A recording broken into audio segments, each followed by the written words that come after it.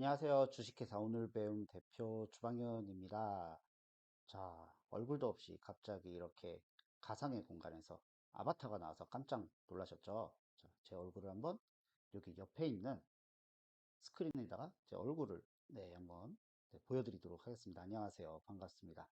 자, 이렇게 스크린에다가 제 얼굴을 한번 띄워봤는데요. 이번에는 얼굴을 아바타에다가 그대로 아바타에다가 그대로 한번 띄워볼게요. 잘 보이시죠? 네. 자, 오늘은 메타버스라는 주제를 가지고서 이야기를 하려고 합니다. 자, 이 공간은요, 3D 메타버스 스팟이라는 플랫폼의 제 가상의 사무실입니다. 저는 이곳에서 사람들하고 이야기도 하고, 미팅도 갖고, 그리고 교육도 하고 있습니다. 자, 어떻게, 그리고 왜 지금 메타버스가 이렇게, 어, 트렌드가 됐죠? 많이 여러 군데서 이야기가 나오고 있고요. 자, 왜 그런지 한번 저와 같이 알아보는 시간을 갖도록 하겠습니다. 자, 제가 지금 자리를 옮기고, 그리고 여기 바로 뒤에 화면을 공유를 해놨습니다. 화면 공유를 해놨고요. 자, 여기를 클릭을 하면은 화면이 이렇게 크게 나오긴 합니다만, 조금 더 크게 보도록 하겠습니다. 자, 오늘의 주제, 메타버스 시대를 맞이하는 우리의 자세라는 주제로 이야기를 한번 해볼 텐데요. 자, 저에 대해서 잠깐 소개를 하고 시작을 할게요. 저는 주식회사 오늘 배움 대표 주방현이라고 합니다. 네이버에다가 제 이름을 검색을 하시거나 혹은 저희 회사 홈페이지가 있지만 그냥 저만의 홈페이지도 있습니다. 이 저만의 홈페이지에 들어오시면은 저에 대한 모든 것들을 보실 수가 있고요. 콘텐주닷컴 여기에 들어오시면 됩니다. 저는 디지털 리터러시, 디지털을 어려워하시는 분들이 3초 안에 적응을 하고 그리고 3시간 안에 익숙해질 수 있는 다양한 컨텐츠들을 네, 만들고 있습니다. 그리고 최근에 이제 메타버스 제작도 하면서 교육도 하고 있습니다. 자, 오늘은요. 첫 번째로 메타버스는 무엇인지를 한번 알아볼 거고요. 두 번째로는 메타버스 플랫폼의 종류들. 세 번째는 그럼 메타버스는 계속 지속이 가능할까? 의문이 들 수도 있죠. 이거에 대해서 알아볼 거고요. 마지막에는 메타버스 시대를 맞이하는 우리의 자세에 대해서 한번 이야기를 해보도록 하겠습니다. 자, 디지털 트랜스포메이션이라고 2018년부터 우리나라 정부에서도 그렇고 사회적으로 많이 이야기를 했었어요. 근데 사실은 그게 잘 안 됐었습니다. 제가 그 당시에도 저는 원래 이제 구글 트레이너이기도 해서 디지털을 사용을 해야 된다. 뭐 교육에서든 기업에서든 이야기를 막 쓰는데 이게 안 됐었어요. 그러다가 제가 지난번에 충청북도에 있는 그 기업인들 대상으로 메타버스 강의를 갔다가 직접 했던 설문조사입니다. 누가 여러분의 회사에 디지털 전환을 주도했나요? 그랬더니 뭐 정부 정책도 아니고요. 고객도 아니고 코로나였었습니다. 자, 이 코로나가 사실은 우리의 많은 것들을 바꿔놨습니다. 자, 코로나가 많은 것들을 바꿔놓은 것 중에 대표적인 게 바로 대면에서 비대면 시대로의 전환이었었고요. 그러다가 작년에 메타버스라는 용어가 갑자기 나왔습니다. 사실 그 메타버스라는 용어는요, 갑자기 나온 건, 그러니까 작년에 갑자기 만들어진 것은 아니에요. 이미 30년 전에 과학소설인, 과학소설에서 이게 스노크래시라는 과학소설에서 나왔던 용어입니다. 네, 메타버스와 아바타를 가지고서 정의 핵심 개념으로 등장시켰었는데요. 메타버스를 그냥 저는 그렇게 정의를 하고 있어요. 일하고, 학교 가고, 쇼핑하고, 콘서트 가고, 집 밖으로 나오지 않고 모든 것을 할 수 있는 곳. 사실은 이거는 가상세계입니다. 이미 10년 전에 아바타라는 영화를 통해서 가상세계를 우리가 많이들 경험을 하셨어요. 이후에도 계속 경험을 하셨었고요. 그래서, 저는 그냥 이렇게 가상세계를 쭉 하다 보면 좀 그 용어에 지루해질 수가 있잖아요. 그러다 보니까 이 메타버스라는 용어를 더 추가를 시킨 게 아닌가. 그래서 한마디로 집 밖으로 나오지 않고 모든 것을 할 수 있는 가상의 세계. 그것을 메타버스라고 하고 여기에 플러스를 한번 시킨다고 하나를 더 시킨다고 하면은 소통이 가능한 것. 기존에 있었던 가상세계는 그냥 전 시간에 뭐 30명이든 100명이 접속을 하지만 서로 만날 수는 없는 경우가 대부분이었었습니다. 그냥 서로가 접속만 하는 거예요. 근데 이 메타버스는 만나서 서로 이야기도 하고, 네, 소통을 하고 커뮤니케이션을 할 수 있다는 거. 그게 기존의 가상세계와는 좀 다르지 않나 생각을 합니다. 자, 근데 메타버스를 그래서 그럼 우리 한번 메타버스를 나도 한번 배워볼까? 나도 한번 해볼까? 하는데 예, 종류가 지금 엄청 많아졌습니다. 사실은 작년까지만 하더라도 그렇게 많진 않았어요. 뭐 좀 유명한 게 뭐 제페토, 이프랜드, 뭐 겟더타운 정도였었고 뭐 다른 것도 있긴 있었죠. 다른 것도 있긴 있었지만 일단 국내에서는 그 정도가 유명했었습니다. 근데 지금 이 메타버스가 트렌드가 되고 메타버스로 정말 다양한 것들을 하고 돈을 버는 기회가 막 생기기도 하고 교육에서도 사용이 되니까 많은 기업들이 메타버스 플랫폼을 만들기 시작을 했습니다. 대표적으로는 뭐 잽이라는 게 있고요. 잽 같은 경우는 네이버에서 투자한 회사에서 이제 만든 플랫폼인데 사실은 겟업타운하고 정말 유사하죠.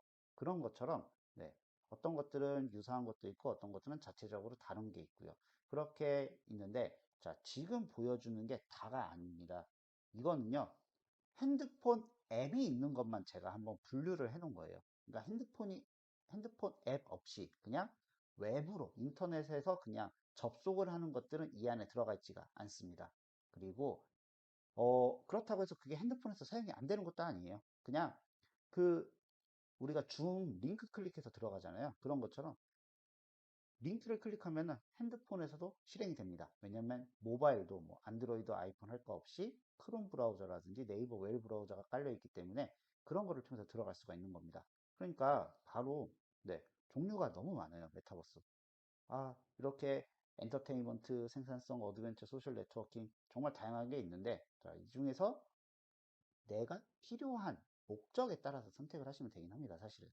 뭐 예를 들면 어드벤처 같은 경우는 로블록스 마인크래프트는 아무래도 초등학생들이 많이 해줘요. 약간 게임 같은 기능이 있다 보니까. 그리고 소셜 네트워킹, 뭐 제페토, 이프랜드 이런 것들은 뭐 엠베트 세대 기사가 나오면 항상 같이 나오는 것들 중에 하나긴 해요. 왜냐면은 이거는 옛날에 있었던 뭐 아시는 분들 계시긴 하겠지만 뭐 세이클럽 같이 그냥 불특정 다수를 만나는 곳이에요. 그렇기 때문에 장단점이 있습니다. 누구를 만날지 모른다는 단점과 그리고 장점은 정말 많은 사람들을 보고 다양한 곳들을 방문할 수 있다는 게 있을 거고요. 생산성은 아무래도 기업에 좀 특화가 돼 있을 거고 엔터테인먼트는 이 안에서 뭐 행사라든지 이런 곳에 좀 특화가 돼 있지 않나 생각을 합니다. 이 분류표는요, 제가 직접 분류를 시킨 게 아니고요. 회사에서 등록을 해놓은 거예요, 카테고리에. 아무래도 그 회사의 방향성은 자기들이 더 잘 알잖아요. 그렇기 때문에 이 중에서 내가 필요한 것들을 고르시면 되는 거고요. 그리고 이 외에도 많다라는 거 잊지 않으시면 될 것 같습니다. 자, 그러다 보니까, 메타버스, 이거는 그냥 잠깐 있다가 사라질 거야 라고 하시는 분들도 계시고요. 혹은 메타버스는 미래다. 메타버스의 앞으로 시장 가치가 이 정도다 라고 하는 분들도 계십니다. 사실은 모든 게 똑같아요. 모든 새로운 기술이 나오면은 거의 5대5로 갈리는 경우가 많습니다. 네, 누구나 다 그거를 네, 찬양을 할 수는 없고 그리고 뭐 그럴 수도 있어요. 뭐 예를 들면은 다 찬양을 하는데 그 중에서 누가 나는 아니요 하면은 주목을 더 받게 되잖아요. 그럴 수도 있지만 일단은 네, 지금 현재는 약간 이제 반반의 상황이 아닐까 생각이 듭니다. 근데 왜 이렇게 메타버스를 부정적으로 바라보냐라고 하면요. 사실은 우리가 메타버스 이야기를 하면 꼭 이 네 가지 이야기를 해요. 증강현실, 가상현실, 라이프 로깅, 그리고 거울 세계. 사실은 이 네 가지는 다 이전부터 있었던 겁니다. 작년에 생긴 것도 아니고요. 코로나 이후에 생긴 것도 아니고 그 전부터 있었던 거. 예를 들면 증강현실, AR이라고 하고요. 자, 저기 사진 속에 있는 여성분이 들고 있는 게 바로 포켓몬이죠. 포켓몬, 포켓몬인데, 우리 2015년도에 포켓몬고라는 게 정말 선풍적인 인기를 끌었었죠.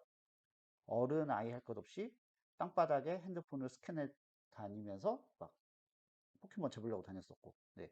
그런 게 이미 2015년도에 있었고, 뭐 가상현실이야, VR, 많이들 뭐 직접 안 써보셨어도 들어보셨거나 보신 분들이 많으실 겁니다.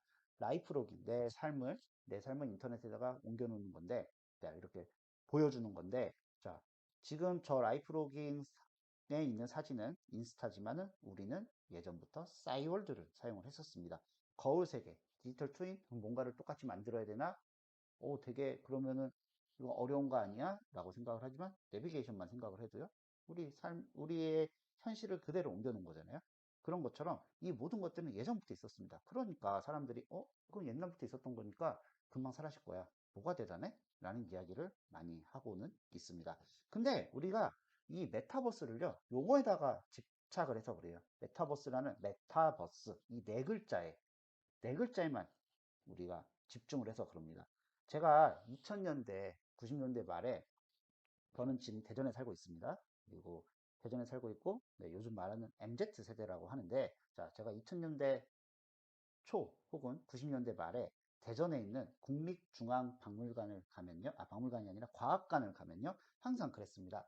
유비쿼터스 시대가 온다. 2000년대에는 유비쿼터스 시대가 온다라고 얘기를 했는데요. 유비쿼터스가 그거예요. 통신이 가능한 컴퓨터가 어디든지 존재하는 세상. 그래서 언제든지 내가 컴퓨터에 접속을 할 수 있는 것을 유비쿼터스라고 합니다. 근데 네, 사실은 지금 왔어요. 언제 어디서나 나는 인터넷으로 접속할 수도 있고요. 컴퓨터를 통해 갖고 뭔가를 할 수가 있어요. 근데 용어가 바뀌었습니다. 뭐로 바뀌었냐? IoT라고 바뀌었습니다. 자, 이런 것처럼 IoT와 유비쿼터스 목적은 비슷해요. 목적은 비슷합니다. 그냥 사람이 언제 어디서나 컴퓨터 안에 접속할 수 있는 거, 컴퓨팅 안에 접속할 수 있는 거, 통신 속에 접속할 수 있는 것, 즉 인터넷이죠. 인터넷으로 접속할 수 있는 거. 용어는 비슷한데 약간 다른 게 있습니다. 유비쿼터스는 사람이 직접 가는 거였었어요. 컴퓨터가 있는 곳으로 직접 가갖고, 나 갑자기 날씨가 궁금한데 어디 있더라 컴퓨터가 하고 가갖고 그거를 봐야 되는 것이었다면 지금 IoT는 사물 인터넷이라고 해갖고 하나의 단말기가 있으면 그걸 통해서 접속을 하는 겁니다. 그리고 그 단말기는 지금 스마트폰이 되어 있죠. 네, 이런 것처럼 분명히 약간의 차이점은 있지만 똑같은 거. 사람 언제 어디서나 접속이 가능하다라는 거. 네, 이런 것처럼 용어는 바뀔 수가 있지만 그리고 그 바뀐다는 게 완전히 기술이 바뀐다는 것도 아닙니다. 진화를 하는 거예요. 네, 진화를 하는 것입니다. 그래서 메타버스는 사실은 제가 가상세계라고 말씀드렸잖아요. 이 가상세계는 예전부터 계속 인류가 꿈꾸던 것이었었어요. 그렇기 때문에 관련된 영화도 많고요. 자, 지금 이렇게 오프라인에서 회의하던 게 지금 줌으로 옮겨졌죠. 그리고 옛날에는 인매광이라고 해갖고 내 주변에 얼마나 많은 사람들이 있나라는 이야기를 많이 했었어요. 그 사람들이 정말로 인매광 해갖고, 네, 그랬는데 지금은 저기 인플루언서라고 하죠. 인매광도 물론 중요하지만 지금도 나를 팔로우하는 사람, 그리고 나를 구독하는 사람이 얼마나 있는지에 따라서 그 사람의 가치가 달라지기도 합니다. 그리고 옛날에는 학생들이 학교를 끝나면은 뭐 농구를 하고 축구하고 운동장에서 그랬지만은 좀 포트나이트, 로블록스, 마인크래프트 같이 게임을 아이들이 하고 있고요. 그리고 현실에서 내 모습이 어떻게 보이는지도 중요하지만 더 중요한 거는 바로 인스타에서 이런 내 사진이 온라인에 올라갔을 때 그게 예쁜지 안 예쁜지 내가 보여주고 싶은 신상 백이 보이는지 안 보이는지 네, 그런 것들이 더 중요한 게 여겨지고 있습니다. 이런 것처럼 메타버스는요, 갑자기 툭 튀어나온 것도 아니고, 메타버스는 용어가 되게 대단한 것도 아니고, 그저 20년 동안 우리 사회가 기술이 발전하고 있는 변화라고 생각을 하시면 될 것 같습니다. 그래서 이거를 좋다, 나쁘다로 규정하는 게 아니라 그냥 하나의 현상이다. 마치 물이 흐르는 것처럼 하나의 현상이다. 그래서 이거를 역주행하실 필요도 없고, 네, 빠져나오실 필요도 없고요. 그냥 흐름을 따라가시면 됩니다.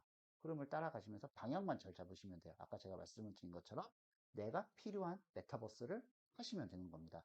그리고 이 메타버스를 통해서 우리가 다양한 것들이 지금 변화를 하고 있지만 그 중에 하나가 바로 시공간의 개념이기도 합니다. 네, 지금 여기 나와 있는 페이지는 좀 이따 다시 설명을 드릴 건데 시공간의 개념, 바로 예전에는요, 내가 밟고 있는 땅이 그 공간만 내가 사용할 수가 있었어요. 그러다가 통신이 발달하고 그리고 대중교통, 이 교통수단이 발달하면서 상대적인 속도에 따라서 어느 날을 뭐 하루에 두 군데를 갈 수도 있고 세 군데를 갈 수도 있고 하지만 이렇게 인터넷이 발달하면서 통신이 발달하면서 그리고 메타버스 안에 아바타가 되면서 지금은 내가 동시에 여러 곳을 점유할 수 있는 그래서 공간의 개념이 약간 모호해지는 현상이 지금 나타나고 있습니다. 자, 그리고요.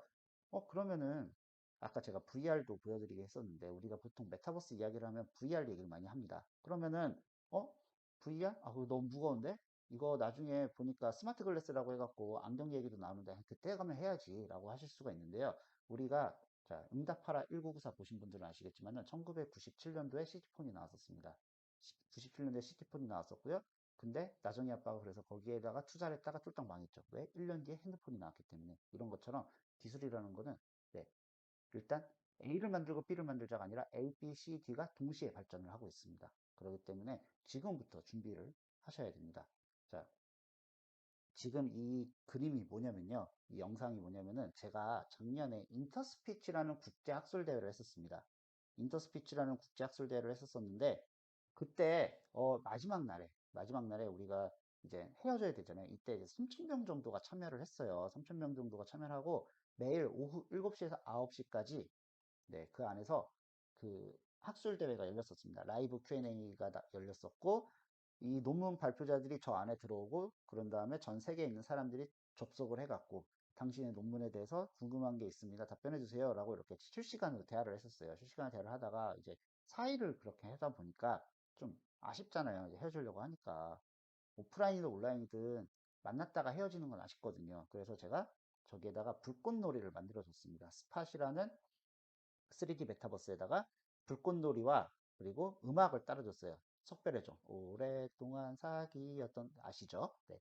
그거를 이제 원곡으로 틀어줬습니다. 그랬더니 저기는 이제 그날 방이 한 20개 정도? 저는 스페이스가 20개가 있었거든요. 워낙 논문이 많아갖고. 왜냐면은 그 논문이 한 1300개 정도가 있었거든요.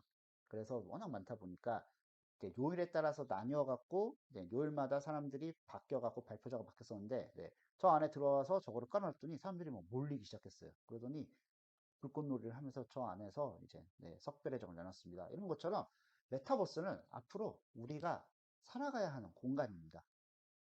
살아가야 하는 공간이기 때문에 우리는 메타버스 저거 어떤 뭐 어딜 보니까 그거 그냥 유행이래 금방 사라질 거야 라고 생각을 하신 게 아니라 메타버스라는 용어는 사라질 수 있지만 우리가 추구하는 방향 집 밖으로 나오지 않고 이 가상의 세계에서 할 수 있는 거 사실은 지금 인터넷으로도 거의 가능해요. 근데 거기에 이제 아바타가 생기고 그리고 인터넷은 검색을 하는 곳이잖아요.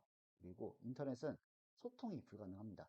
내가 검색하고 나서 그 페이지에 방문해서 소통이 불가능하지만 뭐 글을 남길 수 있긴 하겠죠. 하지만 여기는 실시간으로 소통이 가능하다라는 거. 자, 그래서 메타버스라는 거는 탐색하는 곳이 아니라 사는 곳입니다. 우리가 앞으로 살아가야 되는 가상의 세계고요. 최근 조사만 보더라도요. 알파 세대, MZ 세대 이후의 세대죠. 알파 세대들은 예전에는 부캐라고 했잖아요. 근데 지금은 아바타 나를 동일시한다고 합니다. 그 아이들은요. 그러니까 앞으로 메타버스라는 거는 탐색하는 곳이 아니라 사는 곳이다. 그렇기 때문에 우리가 메타버스라는 거를 알아놔야 된다. 하지만 두렵잖아요. 이거 괜히 하다가 어떡하지? 어려운데? 네. 도전을 하셔야 됩니다. 그 어려움을 극복을 하는 방법은 뭐 다양하겠죠. 누군가의 도움을 받거나 아니면 유튜브 영상들을 볼 수도 있긴 하겠지만 네.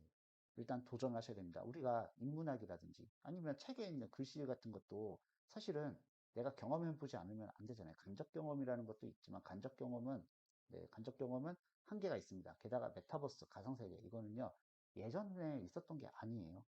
네. 이런 세상, 그러니까 가상세계는 예전부터 있긴 했지만 여기에서 앞으로 우리가 경제활동을 해야 된다라는 거는 예전에 있었던 게 아닙니다. 누구나 다 처음을 겪는 거기 때문에 먼저 도전을 하시는 게 좋습니다. 자, 그러면 이상으로 제 강의를 여기서 마치도록 하겠습니다. 감사합니다.